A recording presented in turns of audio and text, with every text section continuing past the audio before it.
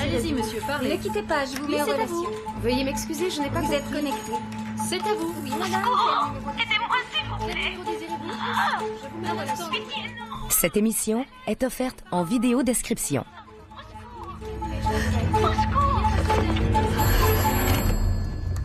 Qu'est-ce que j'ai dit? Pas d'appel quand Monsieur Lowe est ici.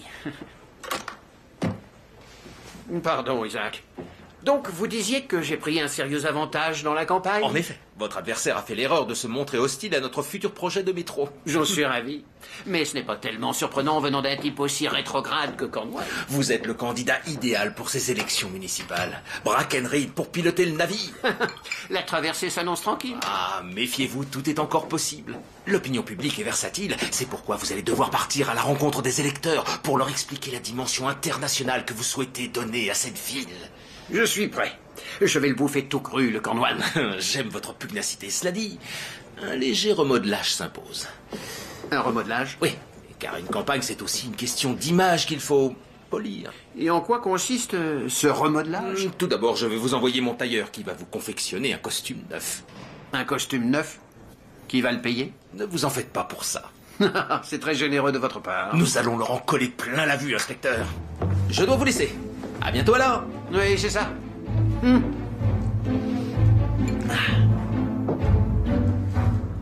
Et quand j'ai branché ma fiche dans le commutateur, c'est là que j'ai entendu ces gémissements. Ceux d'une femme en détresse qu'on a tuée. Tué, vous dites? Vous en êtes sûr? Oui, certaine. On l'a étranglée. J'ai une ouïe très développée. Ah oui? Et est-ce que vous vous souvenez d'où venait cet appel? Du numéro 2315. Encore vous, madame? Mademoiselle Moffat. Tess Moffat, inspecteur. Cette demoiselle croit avoir été témoin d'un meurtre hier soir. Un meurtre? Ça alors. Très bien, je mets tout de suite mon meilleur homme sur le coup. Murdoch, venez voir.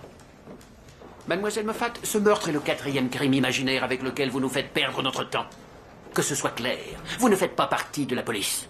Vous êtes une simple téléphoniste. Dans ce cas, vous devriez savoir que j'ai enfreint le règlement en venant vous répéter ce que j'ai entendu. Au revoir, inspecteur. Monsieur, nous sommes dans l'obligation d'enquêter sur tout acte de nature criminelle que l'on nous signale. Passez-y plus de 5 minutes, Murdoch, et vous aussi, vous deviendrez téléphoniste. Foutue bonne femme. Mademoiselle Moffat vous a dit de quel numéro venait cet appel, Georges? Oui, du 2315. Regardons dans l'annuaire. 240 Walnut Street.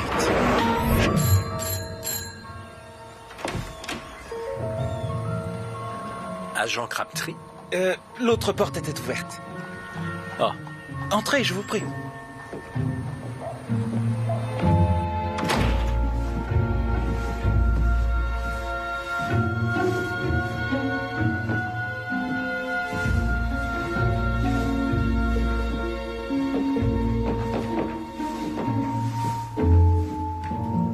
Je ne remarque rien d'anormal, monsieur. Mademoiselle Moffat a une fois encore crié au loup, on dirait. Attendez une minute.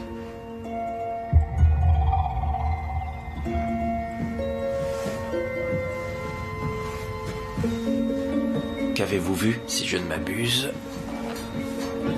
c'est du sang. Fouillez le reste de la maison. Entendu. Que faites-vous ici? Mon Dieu de... Inspecteur William Murdoch, de la maréchaussée de Toronto. Qui êtes-vous? Madame Hansworth, la gouvernante de Monsieur Whittaker. Et je repose ma question, que faites-vous ici? Nous pensons qu'un acte malveillant a eu lieu dans ce bureau. Impossible. Monsieur Whittaker est un bon chrétien, ça ne lui ressemble pas. Sauriez-vous où nous pouvons le trouver? Il est à Chicago pour ses affaires depuis 3 jours. Est-ce vous qui avez laissé la porte de derrière ouverte hier soir? Non, certainement pas. Seigneur, Monsieur Whittaker s'est fait cambrioler? Nous l'ignorons encore. Quelqu'un d'autre a-t-il les clés de la maison? Non, personne à part Monsieur Whittaker et moi. Dans ce cas, pourriez-vous nous dire à qui appartient ce sang? Je n'en ai pas la moindre idée. Qu'avez-vous entendu exactement sur la ligne de Monsieur Whittaker?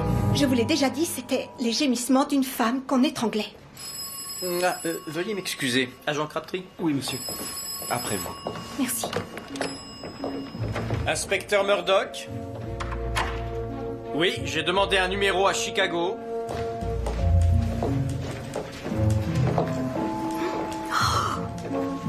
Ça, Alors, je n'en crois pas mes yeux. Serait-ce un relevé d'empreinte? Tout à fait. Impressionnant. Est-ce que ça vous a déjà aidé à attraper un criminel? Bien sûr, ça arrive souvent même. C'est un outil très performant car chaque individu a des empreintes bien à lui. Oh, désolé, je dois vous laisser. J'ai du travail. Oh, merci, agent Crabtree. De rien, mademoiselle Moffat. Whittaker se trouve effectivement à Chicago. Il est là-bas depuis 3 jours pour ses affaires et... Ne voulez-vous pas que je repasse plus tard, monsieur? Quand on se lance dans la politique, il faut prendre soin de son image. Continuez. Oui, donc, il m'a confirmé que personne ne possède les clés de la maison à part lui et sa gouvernante. Elle a vérifié que rien ne manque? Oui, tout est là. Il n'y a pas eu de cambriolage, alors? On vous a signalé une femme disparue ou morte, peut-être? Non, aucune. C'est drôle, je m'en serais douté. Les traces de sang sur le bureau de Whittaker restent cependant un mystère. Vous en pensez quoi? Le marron, le bleu ou celui avec les rayures? Trop moderne. Messieurs, j'ignorais que... on a trouvé un cadavre sur Bloor Street. Ah, là, ça mérite une enquête, au moins. Rien à voir avec les fantaisies de l'autre commère. Les rayures.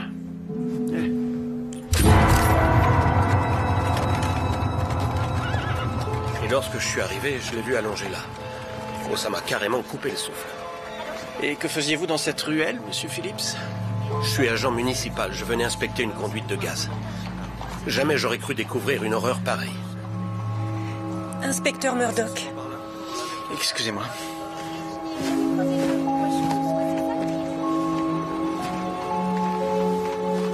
Il est tellement jeune. Oui, je comprends que ça vous soit pénible.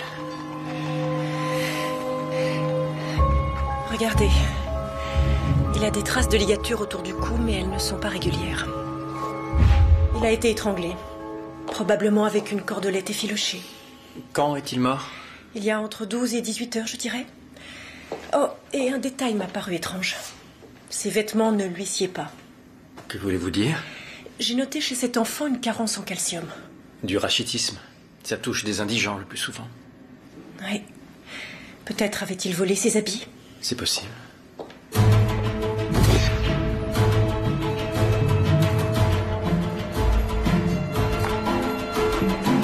Tu le connais? Et toi?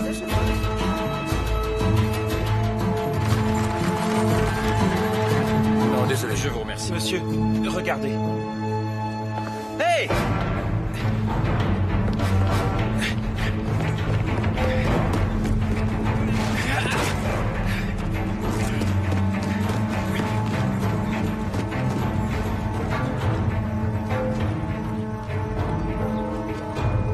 Comment tu t'appelles, gamin?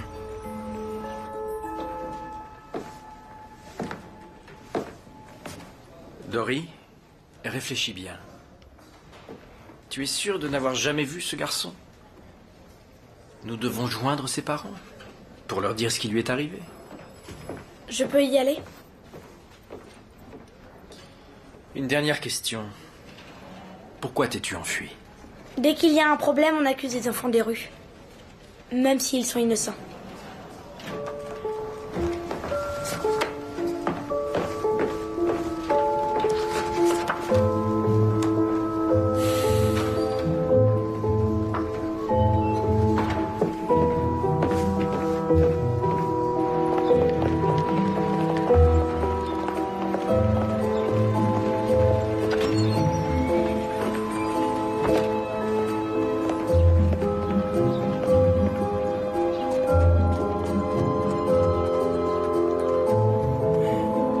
Chapelière? Qu'est-ce qu'un gamin des rues pourrait lui acheter? J'ai interrogé la propriétaire de la boutique, mademoiselle Lurchen. C'est une femme délicieuse. Tous les lundis et vendredis, elle accepte que Dory vienne là-bas pour recevoir un appel de son oncle à 11 heures précises. Ben voyons. Ce petit ange a un oncle qui prend régulièrement de ses nouvelles. Je vous fiche mon billet qu'il n'est pas aussi innocent que ça. En effet, je pense qu'il mentait quand il a dit ne pas connaître le garçon tué. Dans ce cas, on devrait peut-être écouter sa prochaine discussion avec ce prétendu oncle. L'écouter? Oui. La boutique de chapeaux dépend du central téléphonique de Temperance Street, dans lequel travaille mademoiselle Moffat. Venez-en au fait, Crabtree. C'est moi qui superviserai tout, et ce dans le cadre d'une enquête officielle, de sorte qu'elle ne risque pas son emploi. Si on la mêle à un meurtre et que ça se passe mal, alors là, je ne vous raconte pas. Je me présente aux élections, vous savez. Nous savons. Monsieur, Georges saura mener à bien cette opération. Je n'en ai pas le moindre doute.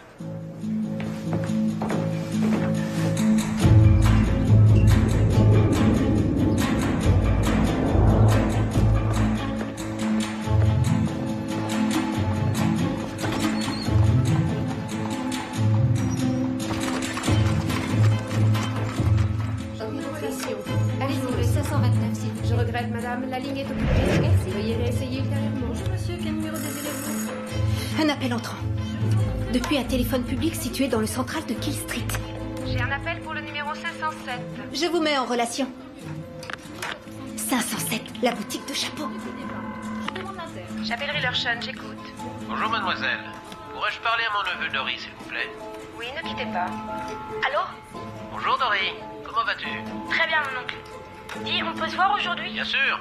Retrouve-moi au 159 Castle Frank Road, à l'heure habituelle. C'est à Rosedale? Un garçon des rues avec un oncle habitant les quartiers chics? Ça ne tient pas debout. Vous allez vous mettre en planque devant cette adresse? Nous mettre en planque? J'ai lu cette expression dans un livre policier. Ça veut dire surveiller. Oh, mais je sais ce que ça veut dire.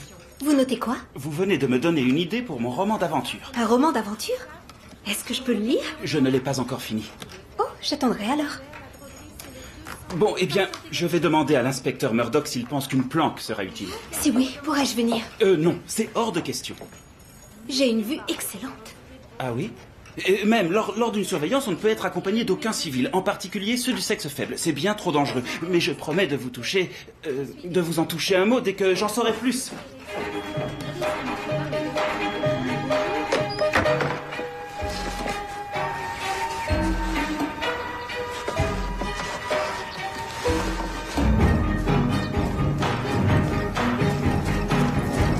Bonjour, Dory. Qu'est-ce que tu as là-dedans? S'il vous plaît, m'emmenez pas en prison. Sinon, ils me tueront aussi.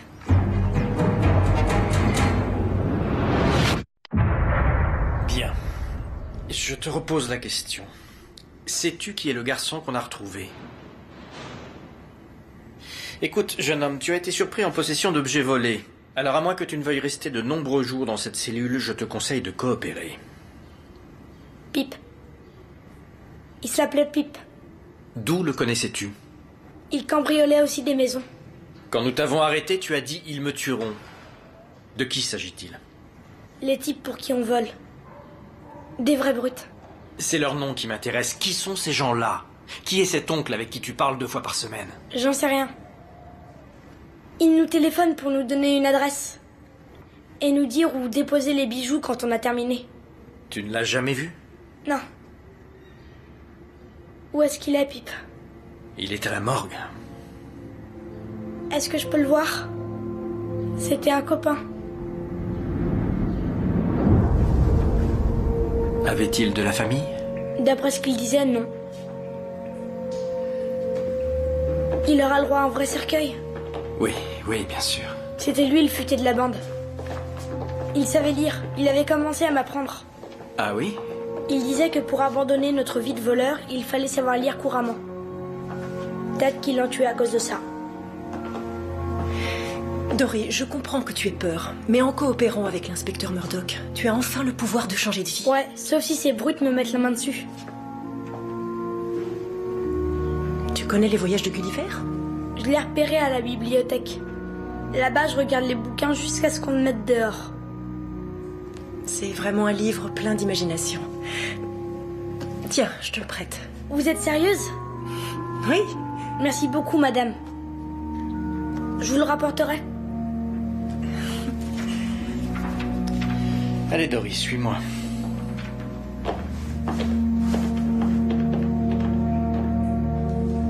Magnifique, votre discours au Rotary Club hier soir. Cornwall a pris une leçon dont il se souviendra. Cependant, ça pourrait être une bonne idée de châtier votre langage quand vous parlez en public. Châtier? Oui, pour éviter que mon estimable adversaire Ellis Cornwall ne se transforme à nouveau en Ellis Cornwall, cette espèce de champ-foutre. Mais Et pendant que j'y suis, qu'est-ce que vous diriez de Tommy comme nouveau prénom? Tommy? Vous rigolez? Non, Tommy, c'est un homme du peuple. Alors que Thomas, lui, passe son temps entre l'opéra et les terrains de tennis. Ça me fait penser aussi qu'il faudrait faire un léger travail sur votre diction. Ma diction? Oui, essayez d'articuler un peu plus, comme ceci. Ô Seigneur, que je saigne sans chaussettes à singer ces sages singes agiles qui se hissent sur ce sassafras. À vous maintenant, Tommy. Ô Seigneur, que je saigne sans chaussettes à singer ces sages singes agiles qui se hissent sur ce sassafras. Et en quoi parler comme un prof de théâtre va faire de moi un homme du peuple? Vous devez être attrayant pour le plus grand nombre. Faites-moi confiance, je sais de quoi je parle. Excusez-moi, Isaac. Une affaire urgente. Murdoch? Oui, monsieur. Vous avez une chose urgente à me communiquer, je crois? Je vous demande pardon, monsieur. Vous aviez à me parler. Vous vous en souvenez? Ah oui, c'est même très urgent. J'ai interrogé Dory. D'après ce qu'il déclare, lui et Pip, le garçon étranglé, étaient au service de voleurs de bijoux. Pourtant, il n'y a eu aucune plainte pour cambriolage. S'il y a bien une bande qui sévit en ville, c'est bizarre, en effet. Vous êtes sûr qu'il ne vous raconte pas de salade? Il avait des objets volés sur lui quand nous l'avons arrêté, et je pense qu'il comprend qu'il a tout intérêt à nous dire la vérité. Ces gamins-là disent rarement toute la vérité. Pardon de vous déranger. Monsieur Whittaker est revenu de Chicago.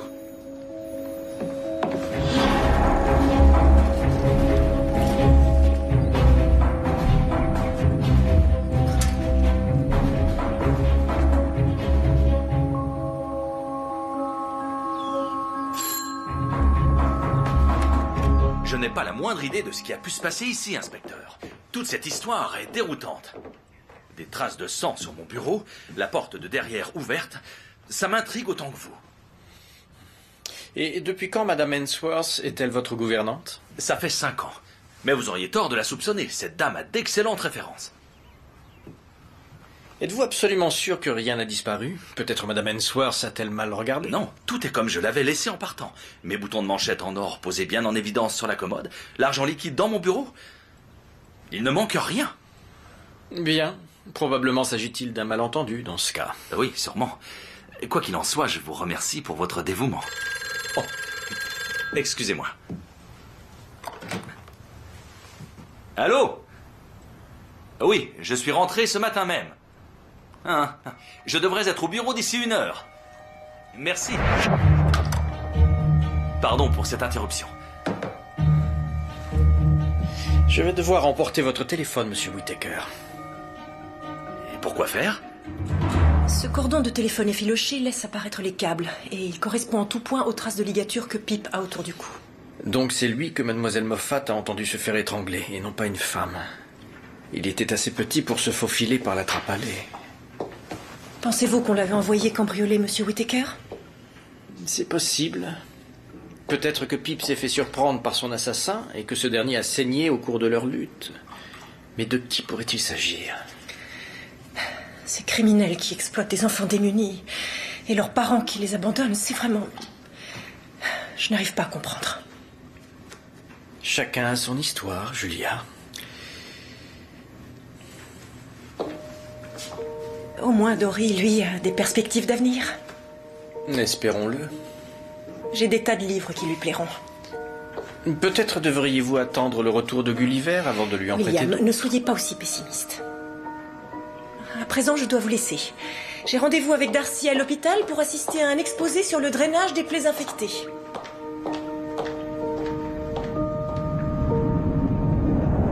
Êtes-vous certain que Whittaker n'a rien à voir là-dedans? C'est quand même chez lui qu'on a tué ce garçon. Je sais, oui, mais il se trouvait à Chicago au moment du meurtre. Je l'ai eu en personne au téléphone. Admettons. En tout cas, si on a affaire à un gang de cambrioleurs, il faudrait savoir quel est leur mode opératoire. En commençant par découvrir l'identité de ce mystérieux oncle. D'accord, mais comment? Cet individu ignore que Dory a accepté de collaborer avec nous. Et donc, grâce à mademoiselle Moffat, je pense... Non, pas elle. C'est une emmerdeuse de première. Elle pourrait savoir d'où proviennent les appels que reçoit Dory? Oui, elle m'a dit que lundi, ce fameux oncle l'avait appelé depuis un téléphone public du central de Kill Street.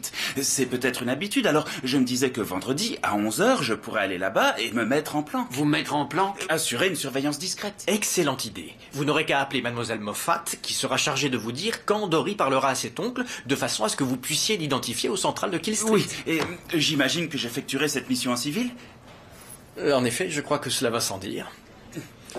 Vous avez mon aval à une seule condition, Murdoch. Que cette téléphoniste ne quitte pas son poste. Justement, monsieur, pour que notre plan fonctionne, il est impératif qu'elle y reste.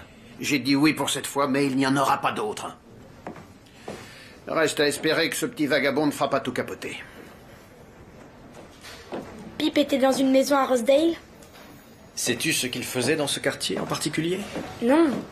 D'habitude, il travaillait dans Parkdale. Vous croyez que j'avais raison alors? C'est un des types pour qui on vole qui l'a tué? Ça se pourrait bien, oui. C'est pour cela que nous écouterons ton appel. Il est donc primordial que pendant toute cette conversation, tu restes naturel. Cet oncle ne doit pas se douter qu'il est suspecté.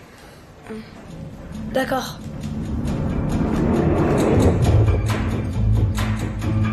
Ne quittez pas, je vous mets en relation avec votre correspondant. Ne quittez pas, je vous mets en relation. Bonjour madame, quel numéro désirez-vous? Un instant, je vous demande. Quel numéro désirez-vous? Un instant, je demande. Appel urbain, s'il vous plaît. Veuillez essayer le serveur. Allez, de 1836, s'il vous plaît. Centrale, Street, bonjour. Quel numéro désirez-vous? Allez-y, vous pouvez parler. Le central de Temperance Street. Quel numéro désirez-vous? Mademoiselle Moffat, c'est moi. Oh, bonjour, agent Crabtree. Vous êtes prête? Dès qu'il appelle, je vous préviens comme convenu. Le mot de passe est faufilé. Faux filet, excellent.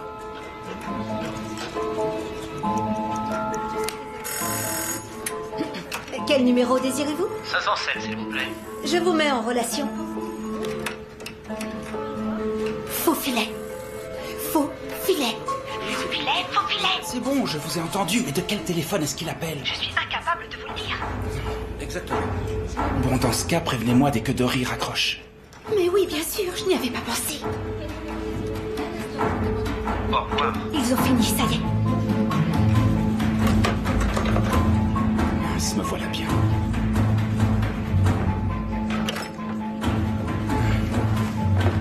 J'ai alors suivi le suspect jusqu'au palais de justice où je me suis aperçu qu'il s'agissait du juge Benjamin Hooper. Et ça m'étonnerait qu'un magistrat trempe dans cette affaire de vol de bijoux. Vos chances de succès n'étaient que d'1 sur 2. Mais peut-être que vous reconnaîtrez l'autre homme parmi nos fiches signalétiques.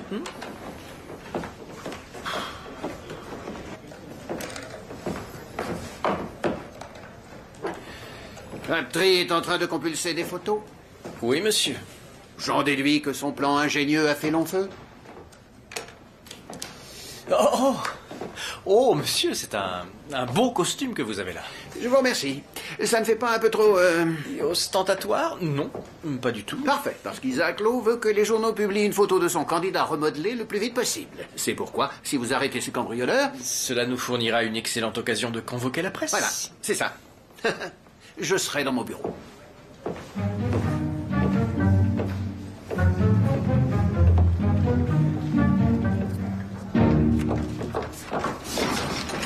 Agent Crabtree, vous n'avez pas suivi la bonne personne. Je sais bien, oui, je vous remercie de me le rappeler.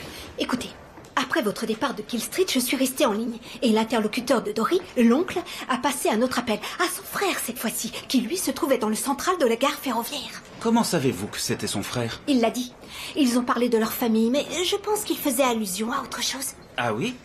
Le type de la gare ferroviaire a dit textuellement « Grand-père veut savoir ce qui est arrivé à son neveu ». Ce à quoi celui du central de Kill Street, l'oncle, a répondu qu'il n'en savait rien. Et c'est à ce moment-là que l'autre a dit « Grand-père est d'une humeur exécrable, car sa précieuse Bible a disparu ». Oui, d'accord, je vois. Ces gens-là communiquent en langage codé. C'est ce que je pensais.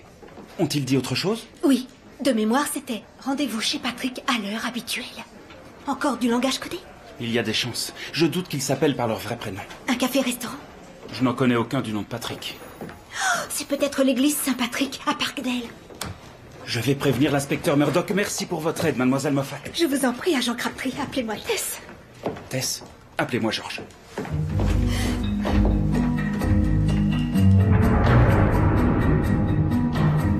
Seigneur, regardez, un cadavre.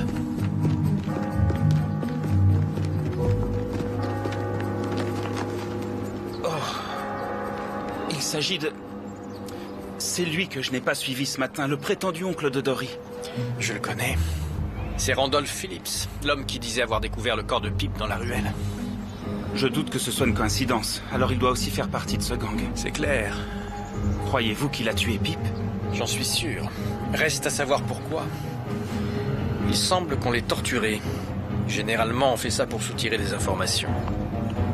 Je me demande quel secret était si précieux pour qu'il le garde au prix de sa vie.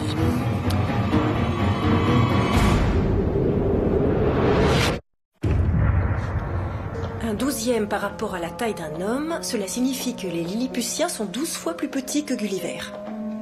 Donc c'est qu'ils mesurent, disons, dans les 15 cm. Exactement. Tu es très rapide en calcul mental. Quand je saurai mieux lire, je veux devenir apprenti. Et quel métier souhaites-tu exercer? J'aimerais bien travailler chez un imprimeur. En tout cas, ça te sera toujours très utile de bien savoir compter. Tiens, si tu veux t'exercer, tu n'as qu'à lire le chapitre suivant. Avec joie. Bien. Je te laisse, j'ai du travail. Du travail? À plus tard. Ces blessures ne sont pas courantes. Elles ont dû être causées par un instrument bien particulier. Mais ça ne fait aucun doute, Monsieur Phillips a été torturé. Et ensuite, on l'a achevé. Ça n'a même pas été nécessaire. Il avait un problème cardiaque. Et il a fait un infarctus tellement la douleur était insoutenable. Il est donc tout à fait possible qu'il soit mort avant de donner le renseignement que son agresseur voulait obtenir. Oui, j'ai de la peine pour lui. Inutile de vous apitoyer sur son sort. Je pense en effet que Phillips est le meurtrier de Pip. Je vois.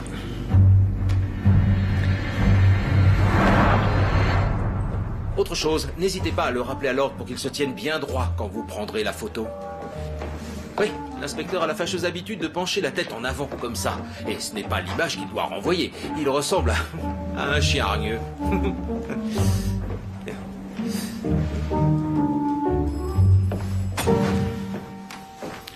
Le mystérieux gang de cambrioleurs, je suppose. Oui, monsieur. Je pense qu'ils sont organisés selon une certaine hiérarchie. Les garçons surnommés les neveux volent les bijoux, puis les remettent aux intermédiaires, Phillips en l'occurrence, qui se fait passer pour leur oncle, et son frère. Quant au chef du réseau, c'est le grand-père. Oui, eh bien, il apparaît qu'une partie de la progéniture du patriarche ne passera pas Noël auprès de son papy chéri. Je vous ai bien eu, hein. Je travaille ma diction. J'entends ça, c'est une excellente initiative. Messieurs, partout en ville, il y a une multiplication de plaintes pour cambriolage, toutes venant de gens riches qui rentrent de vacances. Leur domicile est resté inoccupé pendant plusieurs semaines. Cela explique pourquoi on ne nous avait rien signalé. Mais comment les voleurs savaient-ils quelle maison visiter? L'un des membres du gang connaît certainement très bien les quartiers où ils exercent. J'ai fait le tour des monts de piété, et pour l'instant, aucun bijou volé n'a fait surface. Ça ne risque pas, Georges. Je pense qu'il s'agit d'une opération assez complexe, à la tête de laquelle on a un receleur qui garde tous ses bijoux volés quelque part, ou bien qui les vend dans une autre ville. Quel est le lien avec les meurtres de Pip et Phillips? Ah, je regrette, messieurs, mais il me faut à présent poser pour une maudite photo de campagne. Tenez-moi informé de tout nouveau développement. Depuis quelque temps, j'ai remarqué que le langage de l'inspecteur Brackenreed est moins salé. Oui, Georges, c'est indéniable. Je crois que je le préférais avant. Ici l'agent Crabtree? George, l'homme que M. Phillips a appelé est ici, au centre de Temperance Street. Ah bon? Qui est-ce? Tess? Tess?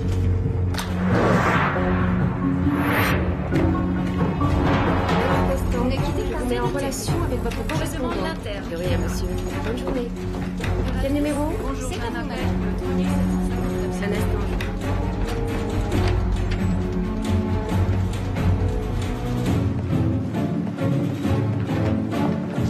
Cachez-vous, c'est lui-là. Non, de l'autre côté, le grand avec les favoris. Il s'appelle Josiah Lawrence, il est installateur à la compagnie du téléphone. Qui vous dit que c'est le correspondant de Phillips? Je l'ai entendu parler à une opératrice et j'ai reconnu sa voix tout de suite. Vous êtes sûr de vous? Oui, j'ai une très bonne mémoire. Comme moi. Georges, ne le laissez pas partir. Allez-y, je vous suis. Monsieur! Oui, vous! Police! Vous êtes en état d'arrestation. Et pourquoi vous me coffrez? J'ai rien fait du tout. Suivez-moi.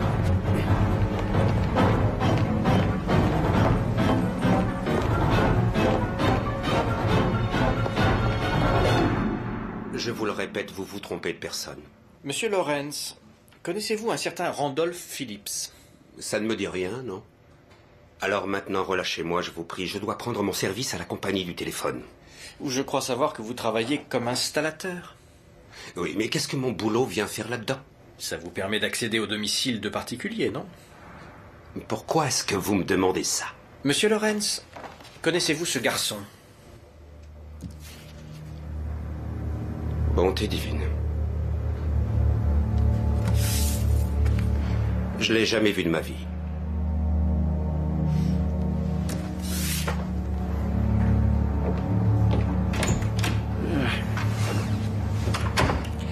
On n'a rien contre ce type, si ce n'est les déclarations extravagantes de la téléphoniste. Est-ce que je me trompe?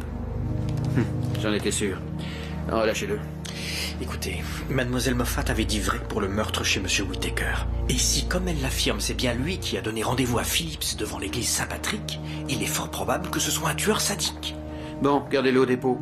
Et tâchez de trouver des indices qui l'incriminent autres que ceux fournis par Tess Moffat. C'est clair?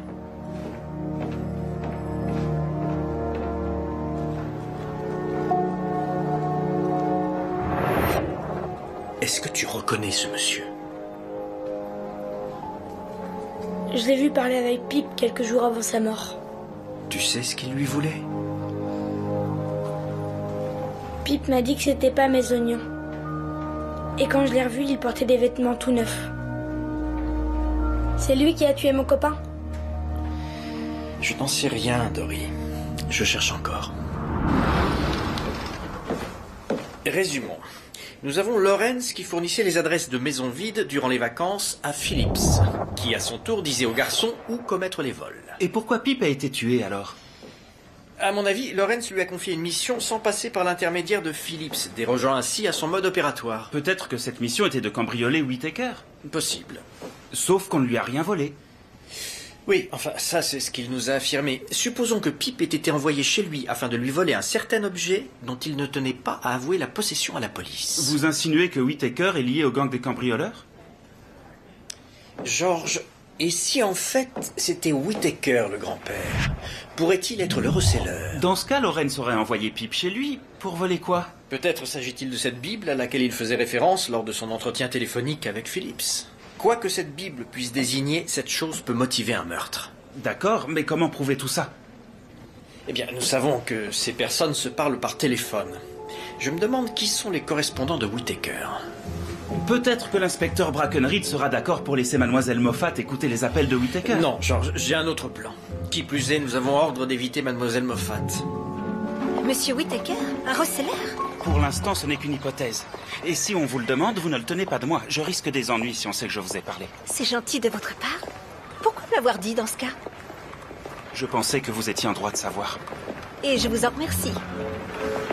Vous devriez dire à l'inspecteur Murdoch de faire un coup de bluff à Whittaker. Qu'entendez-vous par bluff? C'est simple, le but est de l'amener à se trahir lui-même. Vous devez lui tendre un piège, lui faire croire que vous en saviez plus qu'il n'y paraît.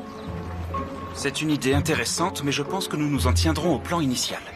Oh, George, qu'est devenu votre goût pour l'aventure? J'ai demandé à la compagnie du téléphone que l'on redirige ici, au poste de police, les communications de Whittaker. Ainsi, à chaque fois qu'il décrochera son combiné, que ce soit pour passer ou recevoir un appel, cela déclenchera alors cet appareil enregistreur dont le fonctionnement nous sera signalé par une lumière clignotante. Donc, nous pourrons écouter et garder une trace de ces conversations? Exact. Et comme tout est automatisé, nous n'aurons même pas besoin d'être présents. Tant mieux. Parce qu'il me faut votre avis sur un point très important. Lequel? Suivez-moi. Surtout, soyez francs. Laquelle est la plus flatteuse? Eh bien, c'est-à-dire qu'elles sont toutes... Décidez-vous, allez. Celle-ci. Ce regard, ça vous donne l'air hargneux. C'est aussi celle que je préfère. Elle dit aux électeurs, je suis à votre écoute, mais aussi, ma détermination est inébranlable. En effet, monsieur, c'est tout à fait ça. Elle devrait convenir à Isaac. L'enregistreur clignote. Monsieur Whittaker a dû utiliser son téléphone. Je vous ai démasqué, monsieur Whittaker. Je sais quel rôle vous jouez dans ce gang de cambrioleurs. Je suis au courant de votre petite combine. Oh mon Dieu, Tess. Qui est à l'appareil? Comment ça, Tess? Clartree, pourquoi est-ce qu'elle discute avec Whittaker? Je ne comprends pas. Je vous tout comme nous verrons, monsieur Whittaker, car je sais où vous trouvez. Je connais votre adresse. Je vous jure que j'ignore comment elle a su que...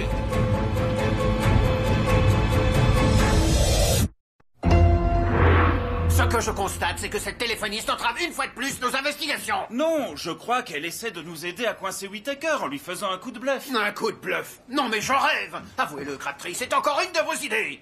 Un coup de bluff d'or. Quoi qu'il en soit, je crois qu'il vaudrait mieux filer immédiatement chez Whittaker. Attendez. Il téléphone à nouveau.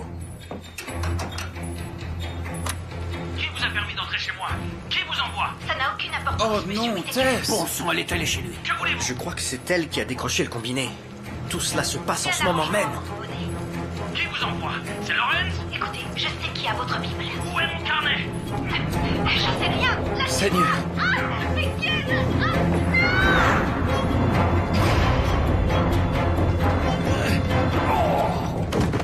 Je vous confie le prisonnier. Dieu merci, vous voilà. Cette femme est une vraie forcenée. Tess, qu'est-ce qui vous a pris? Vous auriez pu vous faire tuer. Oh, arrêtez de dramatiser, George. Je savais que vous m'entendiez. On nous avait dit au central que tous les appels de Whittaker étaient redirigés chez vous. J'ai ouvert la porte et elle m'a agressé. Sans raison. C'est un danger public. Monsieur Whittaker, je vous arrête pour recel d'objets volés, ainsi que pour le meurtre de Randolph Phillips. Phillips? Qui est-ce? George. Avec plaisir. Allez, debout. Non, mais c'est une blague. Je n'ai rien fait. C'est elle qui m'a attaqué. Où est mon carnet? Je sais rien. Lâchez-moi. Ah! Ce carnet que vous cherchez, votre Bible, il s'agit d'une liste de personnes susceptibles d'acheter ces bijoux volés, n'est-ce pas, monsieur Whittaker? C'est pour cette raison que vous avez torturé Randolph Phillips. Je vous le répète, je ne suis pas un receleur et je n'ai pas tué ce monsieur Phillips. Mes agents sont en train de fouiller votre maison. Et je suis persuadé qu'ils vont y trouver bon nombre d'objets provenant de ces cambriolages. Où aviez-vous l'intention d'écouler votre butin, monsieur Whittaker? À Chicago? Je demande à voir mon avocat. Quelqu'un voulait évincer Whittaker du réseau de recel de bijoux, mais qui? Je pencherai pour Lawrence, monsieur. En fait, la seule chose dont il avait besoin pour prendre sa place, c'était ce carnet. Et il a demandé à Pip de le voler chez Whittaker. Oui, mais je pense que Whittaker suspectait Phillips et non Lawrence. Donc Whittaker a tué Phillips. Messieurs, j'ai vérifié l'alibi que nous a donné Whittaker. Il était bien à son travail lors du meurtre de Phillips. Ça nous renvoie à Lawrence, donc. Justement, sur une intuition, je suis passé au central de Temperance Street, uniquement dans le but de récupérer la sacoche de Lawrence. Et j'y ai trouvé un outil qui va vous intéresser. Les dents de votre pince universelle correspondent parfaitement aux marques laissées par l'instrument avec lequel on a torturé Phillips. Notre légiste est formel.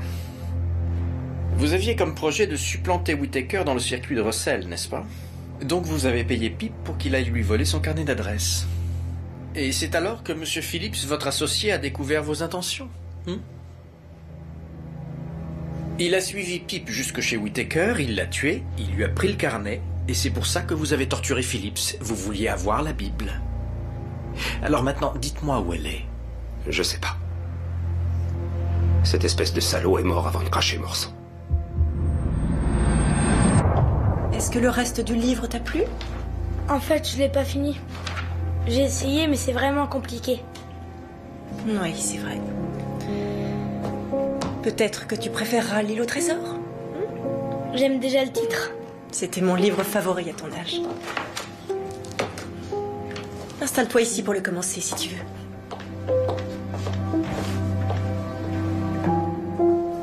Félicitations, Murdoch. On a trouvé les bijoux volés dans un coffre chez Whittaker. Une fois de plus, vous avez bouclé l'enquête. Qu'est-ce qu'il y a? Whittaker est en tôle, Phillips est mort, et Lawrence a avoué son meurtre.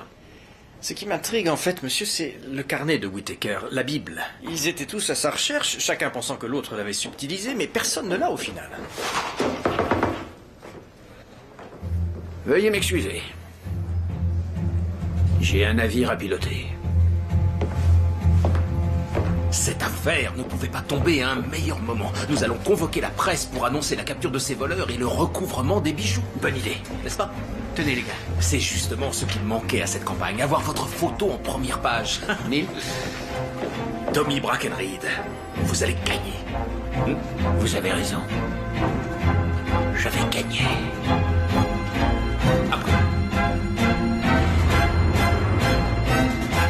Pourquoi Phillips aurait-il suivi Pip chez Whittaker? Parce qu'il avait deviné quel était le projet de Lawrence. Mais alors comment Phillips... Oh. Dory vous a rapporté votre livre? Ne prenez pas cet air étonné, William. C'est un garçon très gentil. Je disais donc, comment Phillips savait-il que Lawrence avait engagé Pip? Ici la morgue? La ligne s'est libérée pour Chicago. Je vous mets en relation avec votre correspondant. Comme c'est étrange. On me met en ligne avec quelqu'un de Chicago. Chicago? Oui. Et pourtant, je n'ai passé aucun appel là-bas aujourd'hui. Julia, il y a combien de temps que Dory est partie d'ici? Mais il y a 20 minutes, pourquoi? Je vais prendre cet appel.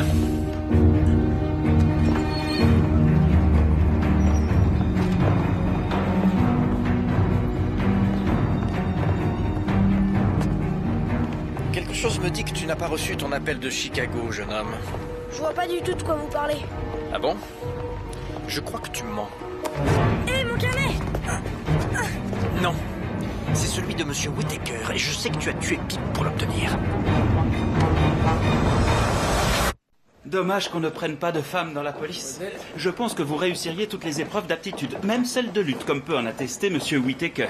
Oh non, George, la vie de policier n'est pas faite pour moi. J'aspire à quelque chose de plus palpitant. Plus palpitant que la police? Je vais ouvrir ma propre agence de détective privé. Une femme détective? Pourquoi pas? Je vous engage si vous voulez. Nous formons une bonne équipe. Vous n'êtes pas d'accord? Si, bien sûr. Je ne peux pas, je regrette. Je crois que ça porterait un coup dur à mes supérieurs.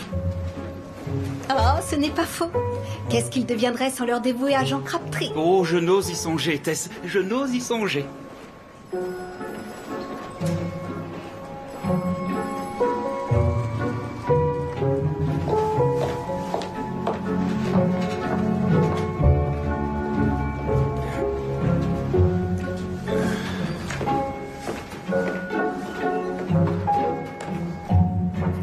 Je vous garantis, messieurs, et vous pouvez rapporter mes paroles, que lorsque je piloterai le navire, les criminels n'auront plus leur place dans cette bonne ville de Toronto.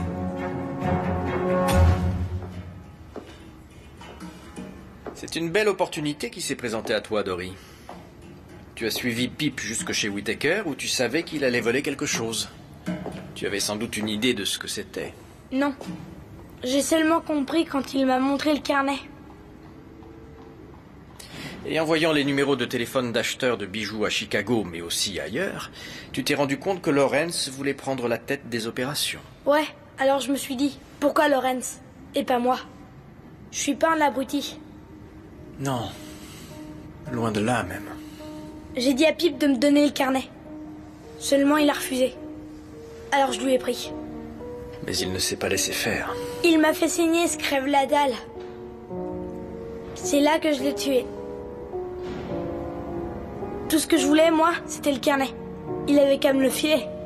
J'ai pas raison?